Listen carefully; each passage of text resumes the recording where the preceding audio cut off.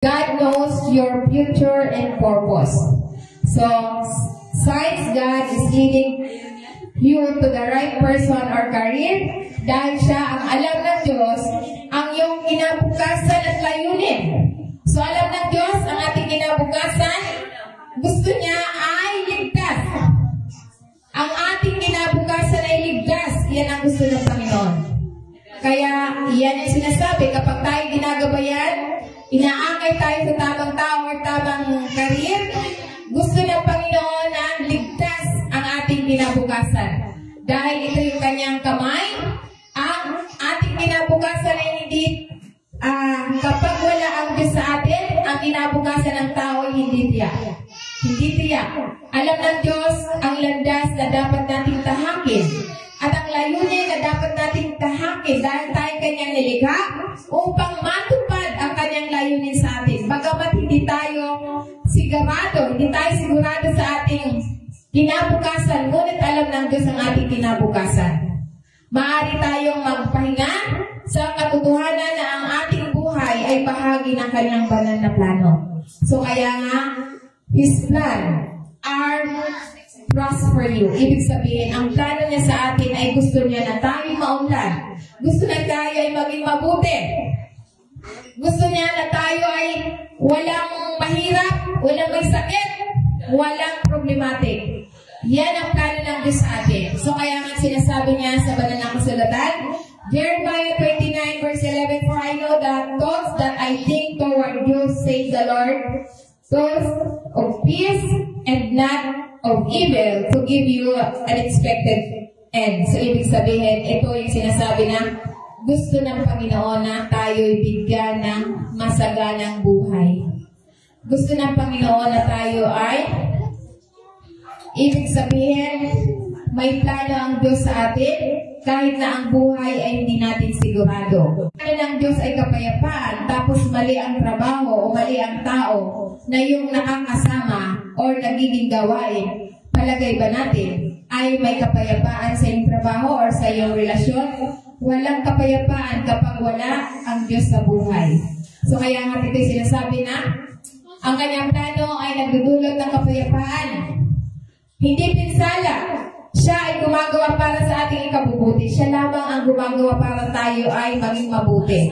So ito yung sinasabi na ang pag-asa at kinabukasan, gusto niya na tayo ligtas. Gusto niya na hindi tayo mapahamak. Kaya nga pinadala niya ang kanyang bugtong na anak ng sino mang sumasampalataya hindi mapahamak. So kaya gusto niya tayong lahat ay ligtas sa pamamagitan lamang ng Panginoon Kristo. Kaya nga ito yung sinasabi na gusto niya ang kanyang layunin ay matupad sa atin.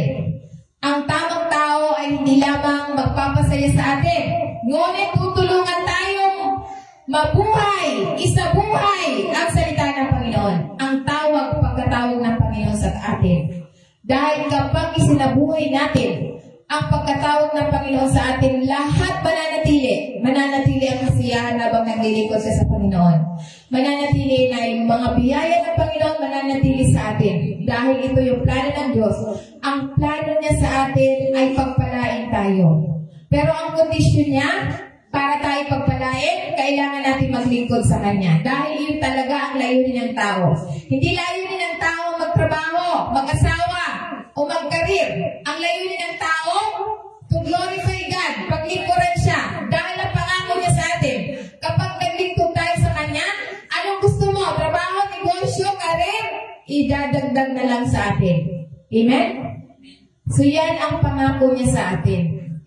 So kaya lang, nasa atin ang pagpili. Kung bakit nasa sitwasyon ng mga tao, dahil pinili natin yon. Hindi yung pinili ng Diyos para sa iyo. Hindi pinili ng Diyos na ikaw ay lagi kang na problema. Hindi pinili ng Diyos na wala tayong makain. Kaya lang, dahil sa hindi na tayo sumusunod sa Diyos, kaya nakakaranas tayo ng mga pagsubok. Kaya nga ito yung halimbawa na sinasabi na anuman ang plano ng Diyos ay pagpapala ng higit sa isang tao. So, kaya nga ito yung sinasabi Gusto ng Diyos na lahat tayo pagpalain. Gusto ng Diyos na tayong lahat ay walang sakit. Gusto ng Diyos na tayong lahat ay walang paghihirap. Iyan ang purpose ng Panginoon sa ating buhay. Yan ang layunin ng Diyos. Ang layunin natin sa Diyos, kailangan natin maglingkod sa Kanya. Dahil ito ang kaakibat ng binibigay ng Diyos sa atin. Ibig sabihin, ito yung kondisyon para makapta natin yung pangako sa atin. So, kaya nga, iyan yung sinasabi tulad na lamang sa halimbawa ni Daniel. Si Daniel ay isang halimbawa na ginamit ni Daniel ang kanyang bigay Diyos ng karunungan sa isang karera sa gobyerno para iligtas ang mga buhay at parangalan ng Diyos. So, mababasa natin yan sa Daniel chapter 2 verse 46. Sabi dito, ito yung 46. Ito yung sinasabi na magkagayon nagpatira pa ang haring Nebukadnezar at nagbigay galang kay Daniel at nag-utos na ihandog sa kanya isang handog ng kamangyan. Sa verse 47, sumagot ang hari at nagsabi kay Daniel, tunay na ang Diyos ay Diyos ng mga Diyos at Panginoon ng mga hari at tagapagpahayag ng mga hiwaga sapagkat naihayag mo ang hiwagang ito.